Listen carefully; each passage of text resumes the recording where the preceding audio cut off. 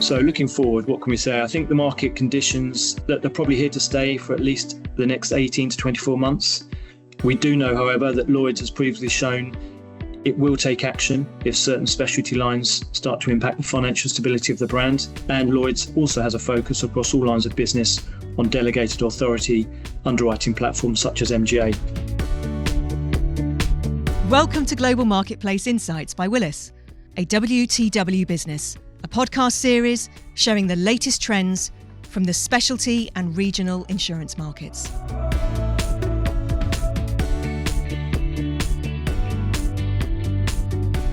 Welcome to the Q3 Marketplace update from Willis Marine. I'm David Cordieri, the Marketing Director for Global Marine, and I am today joined by James Reason, Head of Hull for Marine GB, Patrick Wilson, Head of Special Risks Marine GB, Alex MacInnes-Poole, Director and Head of Broking for Cargo GB, Alberto Cavallo, Head of Placement for Specie GB, and James Ryan, Director of P&I. James, could I start with you, and could you give us some insight into the hull market? So I think it's fair to say the marine hull market remains overcapitalised globally, with strong competition still present in the London market. We're seeing clients continue to achieve good premium reductions from their incumbent insurers, and that's on all but pretty much the most claims impacted business. Of course, there's the possibility to achieve greater premium savings if clients are willing to remarket some or all of their placement. However, what I would say is that at this point, as the market works through the soft underwriting cycle, it's clear that capacity and pricing are both readily available and competitive. But we are talking to clients and saying the importance now for buyers to consider their underwriting and claims partnerships as service, underwriting expertise, and especially willingness to pay claims promptly still remain, in our view, key factors for clients when considering market selection. And I think that's irrespective of the phase of the market. So looking forward, I think whilst established insurers and the new entrants coming to the market, and these new entrants take the form of, yes, MGAs are prevalent, but I think there's also, we're continuing to see established insurers branching out and coming into marine hull with new underwriting platforms. And these will continue to compete for market share.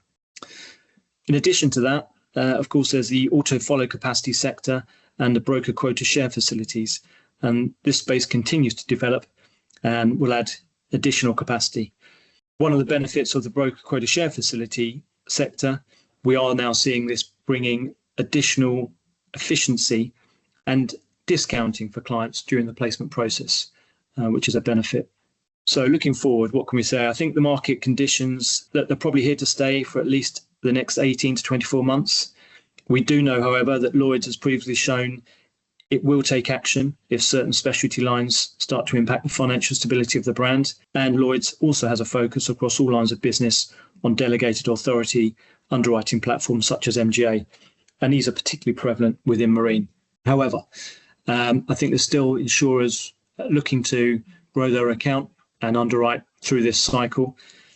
I genuinely believe at the moment, outside of a significant market event, I personally don't believe there's a marine hull event that can change the market. We see the marine hull underwriting cycle continuing in its current form, and that will be present for the foreseeable future.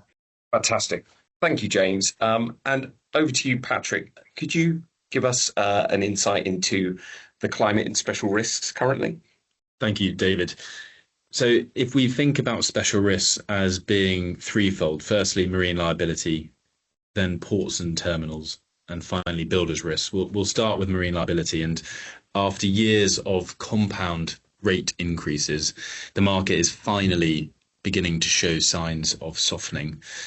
Rates have flattened for clean business that's presenting expiring renewal information, or as expiring renewal information, with some clients beginning to see low single-digit reductions, especially those with long-term relationships with their carriers. Another avenue to reductions is a remarketing activity, which are likely to see greater reductions. It's worth noting that is at the expense of long-term relationships, which brings other possible benefits.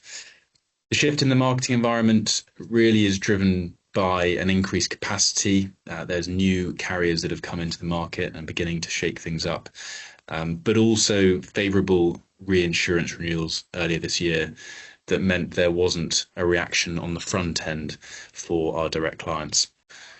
The MV Darley Bridge incident in Baltimore last year saw a small handful of markets presenting knee-jerk reactions in the form of hiking up rates, but it's going to take a number of years to settle, and it's fair to say we have not yet seen the impact of this incident in the marketing environment and won't for quite some time. US risks do remain slightly more challenging, social inflation, nuclear verdicts being the hot topics, and we are still seeing nominal price increases for some of these accounts. Moving to the ports and terminals sector, a slightly more dramatic shift here. Rates have fallen away quite significantly. Really, that's been driven by low catastrophe activity last year, but also a wave of new capacity, both in the form of syndicates and indeed MGAs. Similar to marine liability, remarketing of accounts is delivering reductions, and insurers are under significant pressure to defend their books with ever more competitive terms. It's worth noting that with the CAT season underway, the market is watching closely. Whilst it has been quiet at the time of recording, we are merely halfway through, and there could still be a significant change should there be a large or a number of large windstorms. Finally, for the builders risks sector, appetite remains exceptionally strong. There is ample capacity. New MGAs entering the marketplace in the last 12 months have been a significant driver of this competition. Rates have continually softened and are quite possibly reaching an inflection point. Or put another way, some carriers are suggesting we may be reaching the bottom of the soft market. For well-managed yards and a demonstrably strong loss experience, we continue to see very competitive client solutions and expect this to continue. Patrick, thank you for that. Moving on to cargo. Alex, cargo, distinct within marine, has its own unique set of challenges. How is the market for you guys right now? Thank you, David. The London cargo insurance market continues to soften, extending the trend observed over the past 2 quarters. Average rate reductions hover around the -10% mark for well-performing accounts, but risks considered core or target appetite by underwriters are on occasion seeing significant multiples of this. The drivers for this market softening: surging capacity. Market capacity has ballooned to over 2 billion, a sharp rise from the 7 to 8 million observed over a few years ago. Lloyd's expansion. Lloyd's continues to approve new syndicates to enter the cargo market, whilst allowing existing carriers to increase their line sizes, some nearly doubling their capacity. MGA growth. An influx of MGAs is offering alternative placement options through a tiered leader versus follow structure is emerging amongst them. Competitive pressure also. Insurers are chasing aggressive growth targets, spurred by strong profitability in the marine cargo sector over the past 3 years. So what impact is this having for clients? Clients are benefiting from pricing relief after, in most cases, consecutive years of increases. This competitive landscape is giving assureds leverage in renegotiating terms, amongst the backdrop of a real threat of replacing their incumbent panel members due to this surge in capacity in a relatively short space of time. So what is the outlook going forward? This downward pricing trend is expected to persist and potentially intensify in Q4 as insurer top-line budget pressures mount. Another benign East Coast US wind season will no doubt accelerate this. As of yet, however, underwriter discipline and minimum rates and coverage creeps remain intact from now, but this will be closely monitored by us brokers. This is all within the ever-changing and volatile political backdrop, where further flare-ups may slow proceedings, but as we have seen, where global markets shy away, London continues to provide solutions. Great, thank you, Alex. Coming to you now, Alberto. How stable is the specie market as we head towards Q4?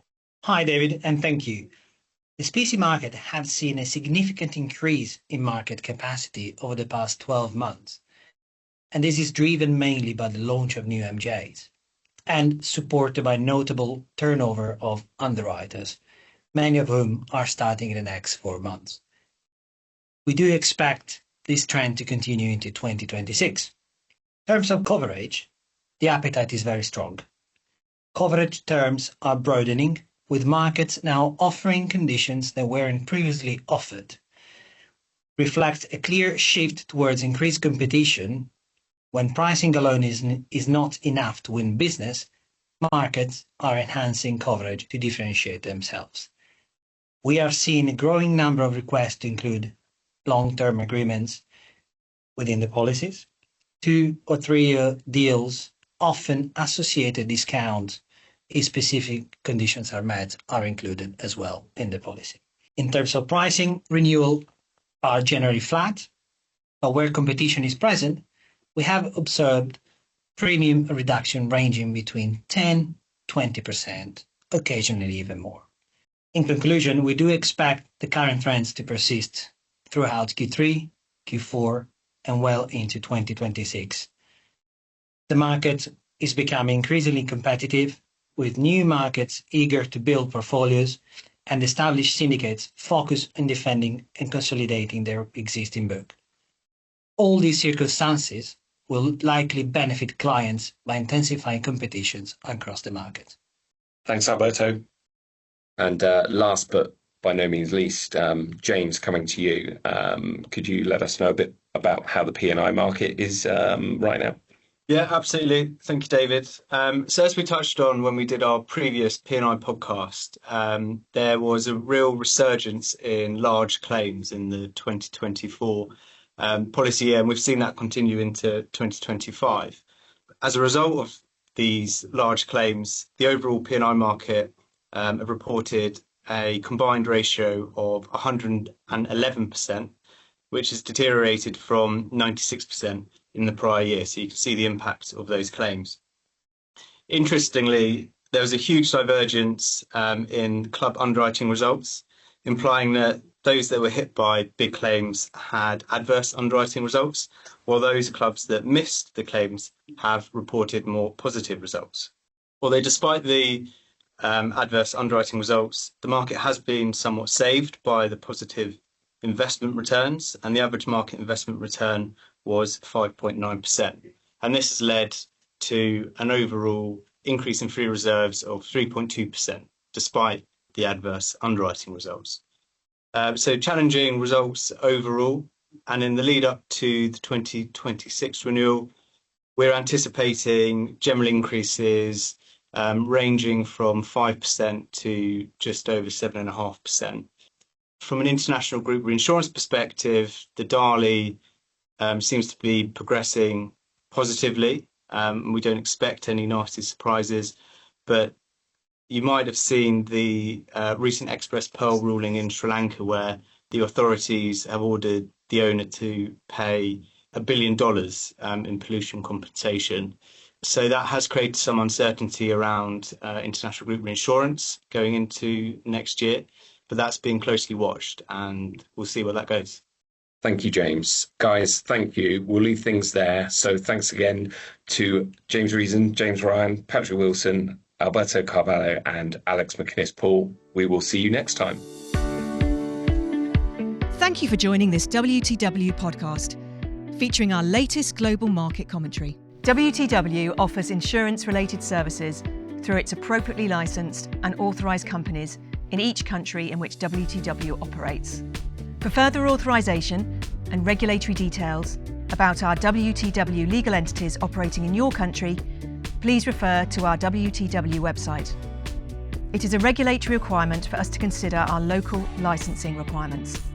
The information given in this podcast is believed to be accurate at the time of publication.